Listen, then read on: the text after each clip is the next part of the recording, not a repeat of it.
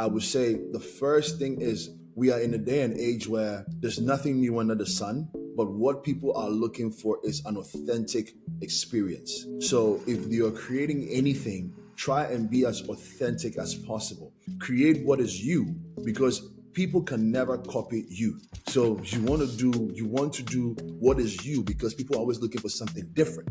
If I go somewhere and I'm getting the same thing, I will not go back there. But if I go somewhere and it's different because of how someone has created something different on how they visualize and how they envision and not copy their neighbor, then I would enjoy the experience. I'm here with my guest, Kofi Maafo, who is a co-founder of the Bloom Bar in Accra, Ghana. And I'm curious to find out really what is sort of the background story and the backstory that you set up for success. So what work did it involve, and what inspired you to open this the Bloom Bar in Accra? Thank you, Sam. Thanks for having me on your platform. It's a good opportunity to share this story with everyone out there. My business partner and I have always been passionate about hospitality. It's not one of those stories where we went in for the money. It was never about the money. It was in to make a difference because we grew up having the opportunity to travel between Africa and the West. And this gave us the opportunity to be able to compare what we're getting back at home and what we see out there. Now, for us, it was about making change. So, given that opportunity, we found ourselves doing some research when we were at the point where we felt like we could get into this. So, in doing the research, we realized that there was a big gap between lower income earners and high income earners, where people in the space culturally it was not a very prestigious thing to go to school and set up a bar or a restaurant. It was kind of like looked down on. It was never the most attractive job to do to have a degree and say you want to go out there and sell alcohol and food. So not a lot of educated people were in the space. So it was then also an opportunity for someone to bring an educated direction to the business. In our research, we realized that the middle class or the middle income earners, there was a rise in middle income earners at the time because the economy was doing quite well, and a lot of people were making good money at the time, and were looking for places to spend this money. So in our research, we realized that the target audience were there, it was available, and we could do something for them. So what we did was we established something that was high end in terms of the decor, in terms of the ambience, in terms of the service, but it was affordable for middle income earners. So that was us meeting that opportunity, and a lot of them were ready to patronize and support. So at the time when we set that up, it, it immediately kicked off. To be honest, it immediately kicked off in 2017, and from then it's just been moving, moving, moving. Like for instance, we were given an opportunity and we were able to set up in a 60-seater space capacity. That is how we started. And Ah, within 2 weeks, the first place was shut down because the building felt like we were disturbing them too much with the service that we were providing on their rooftop. So they kicked us out. And the next space that we found had a capacity of 1,200. And we were able to keep that place packed every week. were you shocked that how we got off, or you said that, well, I think we got it going here, and then that you were pleased, or were you kind of surprised at how it really took off the way it did? I was 100% shocked. Um, we knew it was a good business we were getting into, Yeah. and we knew the growth was going to be steady. We didn't know it was going to be instant. So that was a bit of a shock because it also presented a challenge for us. Yes, it presented a lot of challenges being able to meet. You didn't want to drop the quality of service, so you can imagine, going into a space you're not ready for 1,500 people to be at your door, but here they were trying to come in, and then it created all sorts of challenges for us. But it was amazing. Yeah, I can imagine. There's always, I mean, coming from the hospitality space myself, is that if you, yeah, you get very happy and so excited that things are working for you, but then you get worried that now I have to worry about the next step and what's going to happen there. But how did you go about training? I mean, you hired staff, and were they already accustomed to provide the kind of service that you expected, or you had a lot of training going on, or how did you go about that? So what was interesting is we my business partner had gone to hospitality school in New York City. He Oh, had had the opportunity to have formal training in the space. So that also helped us in putting our systems and structures into place. He had also worked in the bar space for 3 years in a very reputable firm in New York City. So he came in with all sorts of training manuals at the time. So we were able to adapt that training manual and train our staff to give a certain level of service. So we did a lot of training. The staff, that was also a challenge because we didn't have the skilled staff at the time to provide the kind of service we were looking for. But we had the tools to train them. So what we did was we studied the material, and with his experience as well, he was able to do the training. So that was an advantage that we had. yeah. Well, I can imagine that you actually created a culture within the Bloom Bar itself, and then and kind of embracing the staff to feel that this is kind of what is expected from them, and so on. And the I would almost call it a cultural phenomena if you are the kind of first one who put things together. Uh, were there anyone in the conservative circles that felt that no, this is not a good thing for Accra? Did you have resistance, or were everybody behind what you were trying to do? We had a resistance, but in a different capacity. The resistance felt like what we were doing was funny. They did not respect what we were doing because for them we were the underdogs, and you had come from nowhere, you knew nothing about this space, and you think you're going to come in with a concept for the middle class in an outdoor space, and your focus was not going to be on, if they thought of it, of making money. So at the time, they have adapted the nightclub form of operations from the West, which was really focused on selling bottles to the various sections within their space. And we were not about bottles. We focused on selling cocktails and giving value for money.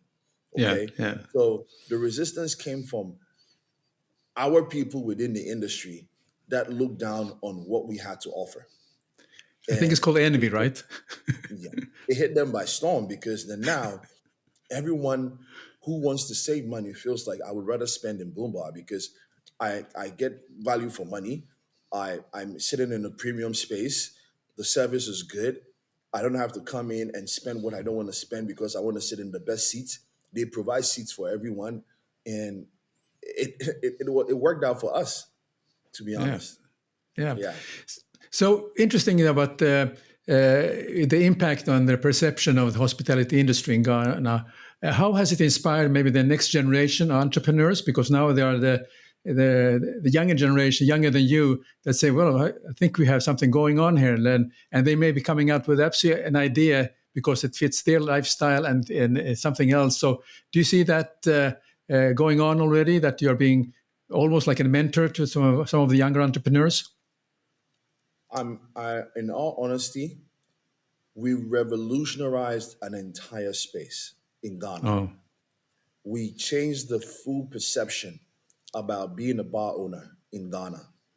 And I say this with all confidence because, like I said, culturally, it was not the most prestigious job to get into.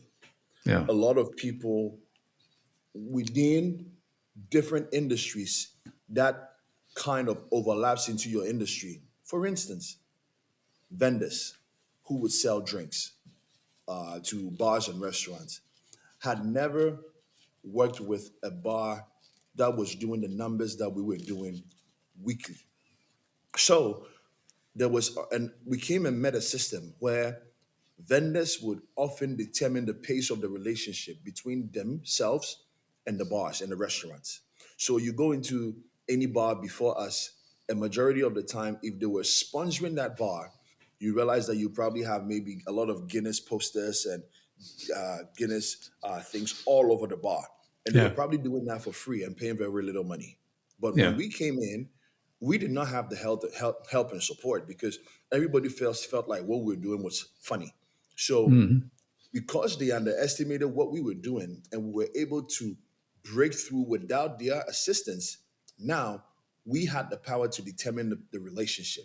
And we helped them also start, we helped them to also start looking at the whole business differently.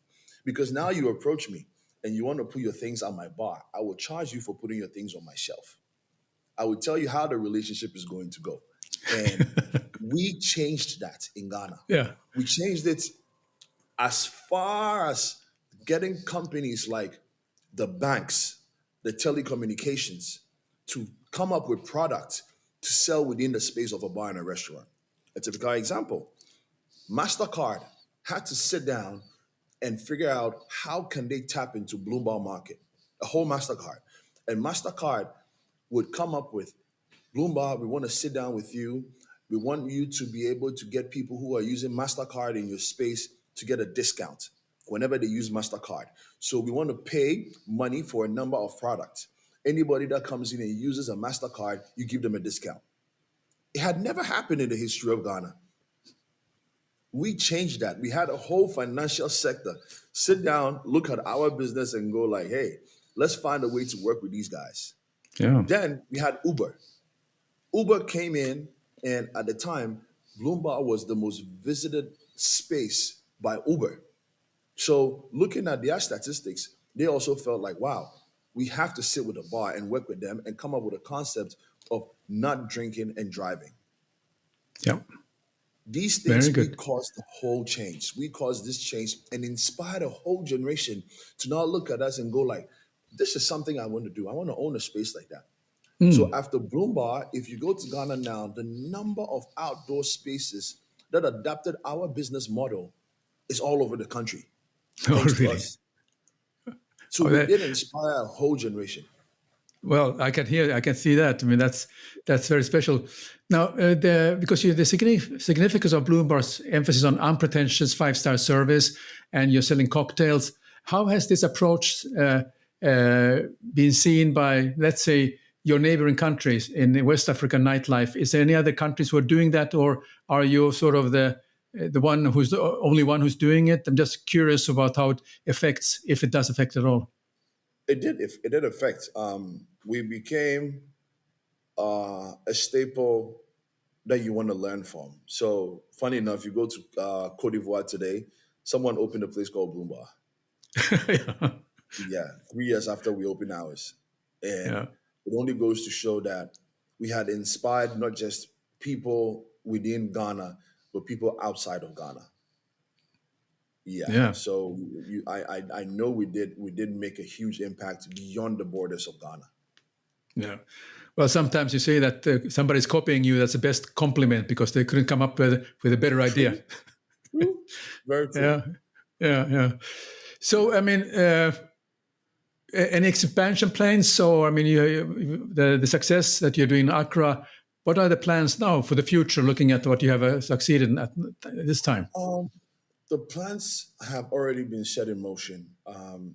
We've come to a point where what we offer from Africa has been is really admired by the West. We believe that a lot of people have come to see the quality in our culture, the quality in our music, and all these things make up for the entertainment space, and even sometimes goes into hospitality, right?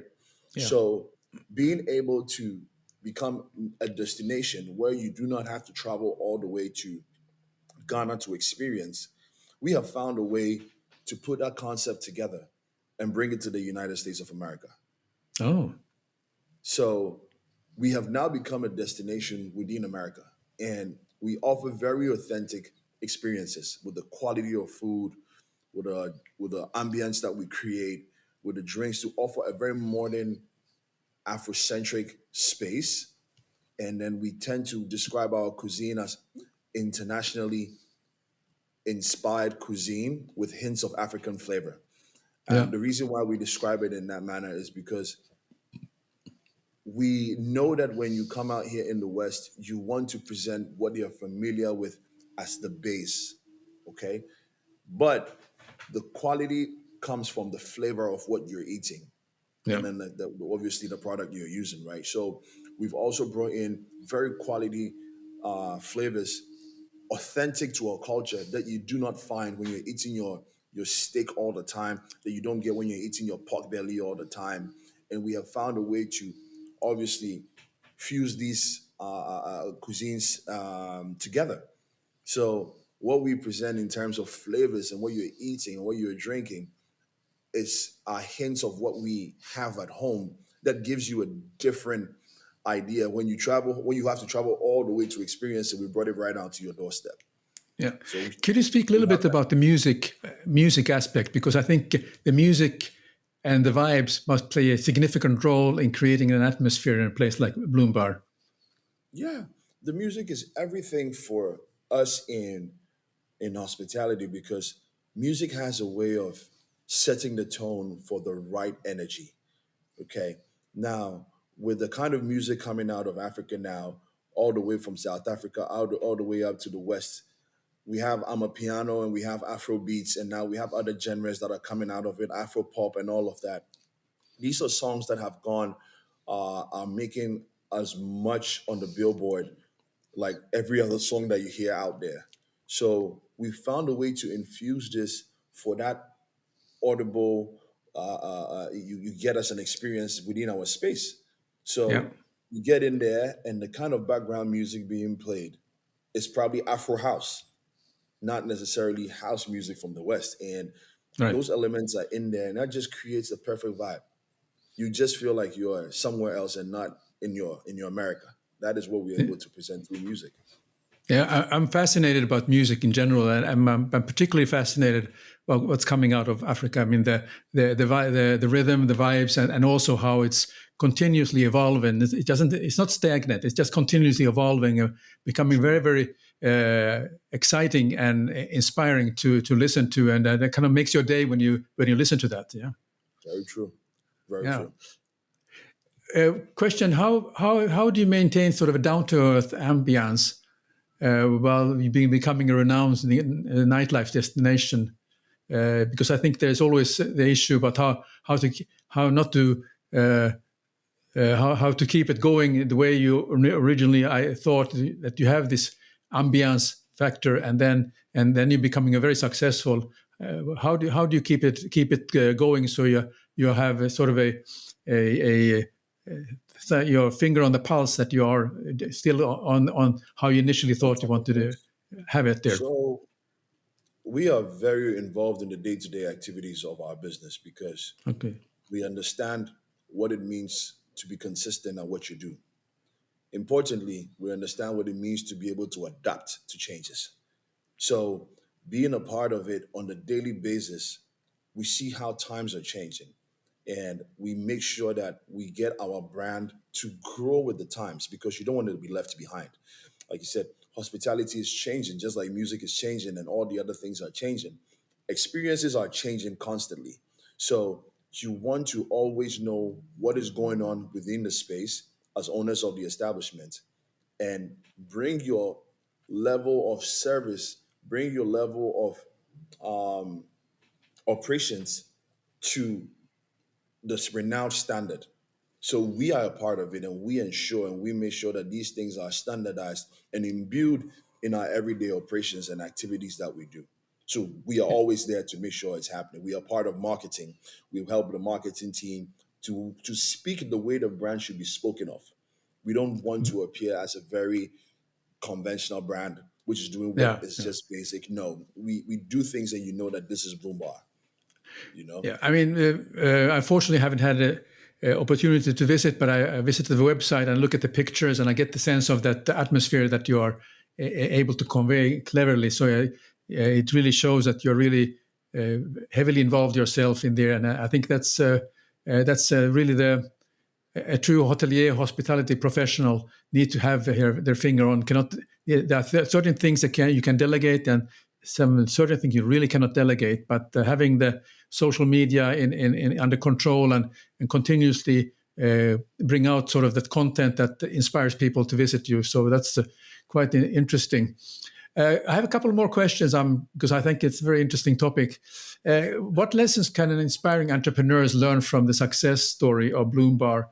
And the reason I ask you this is because I have hotel school students listening, college students who are listening, and some of them already have the idea they want to do something. So just a couple of some lessons that you have learned yourself you want to share with the people who are listening today.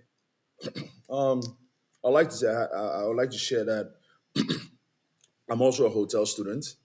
I had the opportunity to go to Cornell University, hospitality program at Cornell University, and I did hotel school, so I can really connect with them on that basis. However, I would also like to say that every, depending on what you want to do, every dream, it's these things kind of sound generic, but it is the truth. As things change, it gets harder to get into these spaces. And you are always looking for the opportunity to do that, what that which is different, because you want to be able to bring something authentic to the space. I would say the first thing is we are in a day and age where there's nothing new under the sun, but what people are looking for is an authentic experience. So if you're creating anything, try and be as authentic as possible. Create what is you, because people can never copy you. So you want to do what is you, because people are always looking for something different. If I go somewhere and I'm getting the same thing, I will not go back there.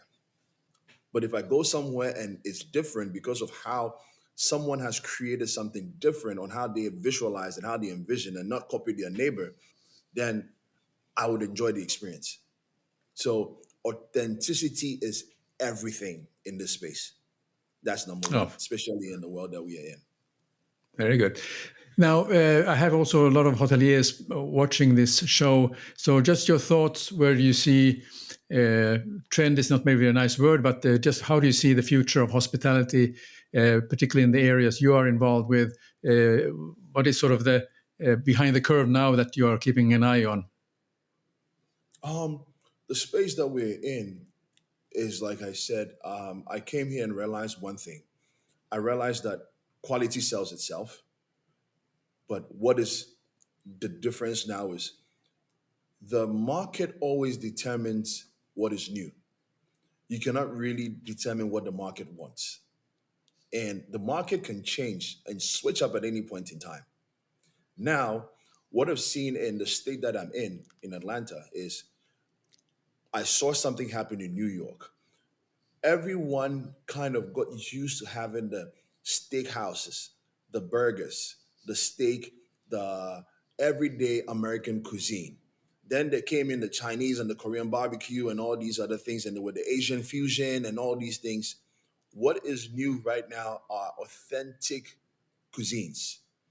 People want to try something new. So the direction I see hospitality is authenticity, because now people are open minded.